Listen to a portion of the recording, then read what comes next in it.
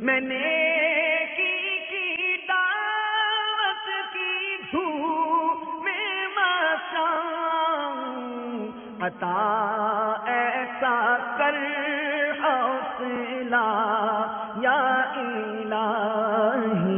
اعلیٰ حضرت رحمت اللہ تعالی علیہ ایک بار غالباً رامپوری تشریف لے گئے، اور وہاں پر اعلیٰ حضرت رحمت اللہ تعالی علیہ کے ساتھ ایک عالم دین بھی تھے۔ اعلیٰ حضرت کو پتا چلا کہ ان کے پاس ایک کتاب ہے، اور وہ کتاب بڑی نایاب ہے، ملتی نہیں آسانی سے۔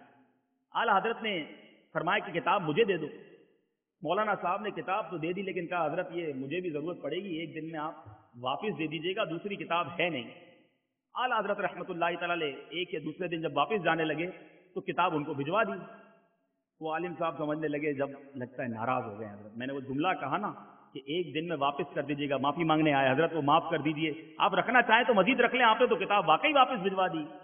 اعلیٰ حضرت فرماتے ہیں کہ میں نے ساری رات اس کتاب کا مطالعہ کیا ہے، اب مجھے اس کتاب کی حاجت نہیں ہے، انشاءاللہ آئندہ 3 ماہ تک تو مجھ سے آپ اس کتاب کی ایک ایک عبارت کے بارے میں سوال کر سکتے ہیں، کون سی عبارت کس صفحے پر کس درجے پر کہاں لکھی ہے اس کے بارے میں آپ مجھ سے کلام کر سکتے ہیں، اور باقی رہا مضمون تو انشاءاللہ اس کتاب کا مضمون اب زندگی بھر میں نہیں بھولوں گا۔ گویا اعلیٰ حضرت نے وہ اتنی موٹی کتاب جو کہ بڑی دقیق کتاب تھی، ایک رات میں پڑھ بھی لی، اس کو حفظ بھی کر لیا، اس کے حوالہ جات بھی یاد کر لیے۔ میرے پیارے اور محترم اسلامی بھائیوں، اعلیٰ حضرت کے جو رفقا ہیں، مولانا امجد علی خان رحمۃ اللہ تعالی علیہ یا دیگر مفتیان کرام، جب کتابیں ڈھونڈ ڈھونڈ کر تھک جاتے، امام اہل سنت کے دربار میں آتے، حضور بڑا تلاش کیا ہے، یہ جزیہ نہیں مل رہا، مدد فرما دیجئے۔ اعلیٰ حضرت کا وہ روحانی کمپیوٹر پھر کام کرتا تھا۔ اعلیٰ حضرت فرماتے ایسا کرو، عالمگیری اٹھاؤ، اس کی اس جلد میں اس صفحے کی اس سطر پر جا کر دیکھ لو، تمہیں یہ حوالہ یہاں مل جائے گا۔ اعلیٰ حضرت فرماتے فلاں کتاب اٹھاؤ، وہ والی جلد کھولنا، اس کے فلاں صفحے پر فلاں سطر پر تمہیں یہ جزیہ مل جائے گا۔ اعلیٰ حضرت کمپیوٹر کے انداز میں 5-6 حوالے عطا فرماتے۔ علماء فرماتے گھر جا کر جب کتابیں کھولتے وہی صفحہ ہوتا، وہی سطر ہوتی، لائن بھی وہی ہوتی جو اعلیٰ حضرت نے فرمایا، ہمیں وہی مل جاتا تھا۔ ایسا حافظہ رب نے اعلیٰ حضرت کو عطا فرمایا۔ فرماتے ہیں ایک بار مکتوب آیا اور اس خط کے اندر کسی نے اعلیٰ حضرت کو حافظ لکھ دیا۔ اعلیٰ حضرت رحمت اللہ تعالی علیہ نے اپنے رفقا سے کہا کہ میں حافظ نہیں ہوں، مگر میرے آقا کی امت مجھے حافظ سمجھ رہی ہے۔ اور اب آپ ماشاءاللہ سمجھدار ہیں، آپ جانتے ہیں بچپنے میں حفظ کرنا بڑا آسان ہے، چھوٹا بچہ ہوتا ہے وہ کر لیتا ہے، جوانی کے بعد بڑھاپے یا ادھیڑ عمر میں حفظ کرنا یہ بہت مشکل ہے۔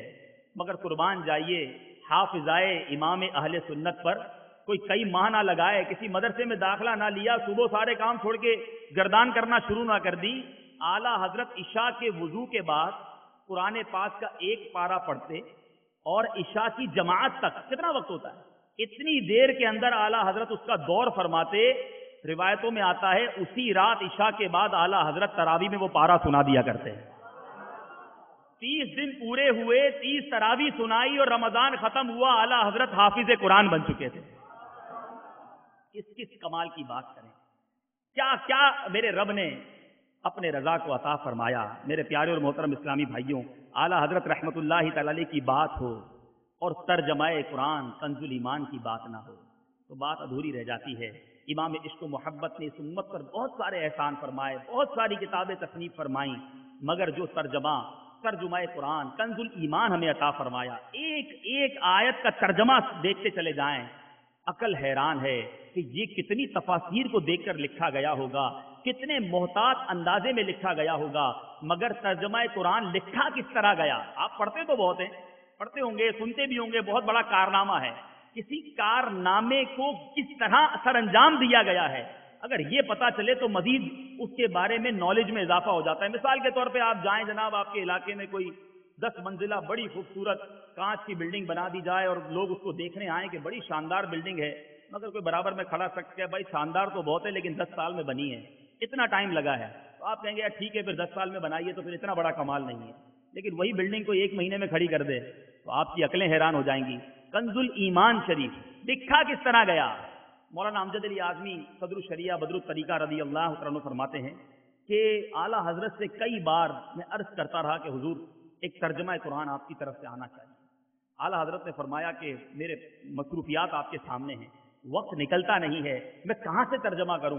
उन्होंने कहा हुजूर ऐसा करते हैं, जब जब थोड़ा थोड़ा वक्त मिला करेगा मैं कुछ आयात की तिलावत करूंगा, आप उसका तर्जमा लिखवा दीजिएगा, मैं उसको नोट कर लूंगा। इस तरह थोड़ा थोड़ा करके ये तर्जमा कंप्लीट हो जाएगा। मुफ्ती अमजद अली आजमी फरमाते हैं, जब मौका मिलता चंद आयात की तिलावत करता, आला हजरत फिल बदी उसका तर्जमा फरमाते, मैं उसको लिखता रहता, रात को जाकर मैं चेक करता, कभी एक तफसीर उठाता, कभी दूसरी तफसीर उठाता, 10-12 तफसीरों को उठाकर जब मैं आला हजरत के तर्जमे को देखता तो पता चलता कि 12-15 तफसीरों का मजमुआ मेरे रजा फिल बदी फरमाया करते हैं। सारी तशरीह तफासीर का मजमुआ हुआ करता कंजुल ईमान, और वो आज हमारे दरमियान मौजूद है। अल्लाह तबारक व तआला मेरे शेख तरीकत अमीर अहले सुन्नत बानी दावत इस्लामी के मर्तबे को मजीद उरूज अता फरमाए। अमीर अहले सुन्नत हर बयान में कंजुल ईमान के डंके बजाते हैं, बल्कि ये कहा जाए तो गलत ना होगा कि कंजुल ईमान शरीफ को 100 साल से जायद अरसा हो चुका है, मगर इतने अरसे में जब से दावत इस्लामी ने इसकी इशाअत का बेड़ा उठाया है, इसको दुनिया भर में पहुंचाने का अज़म किया है, उस पिछले अरसे के अंदर इतना कंजुल ईमान घर घर ना पहुंचा जो दावत इस्लामी ने आज दुनिया के कोने कोने में कंजुल ईमान शरीफ पहुंचाया।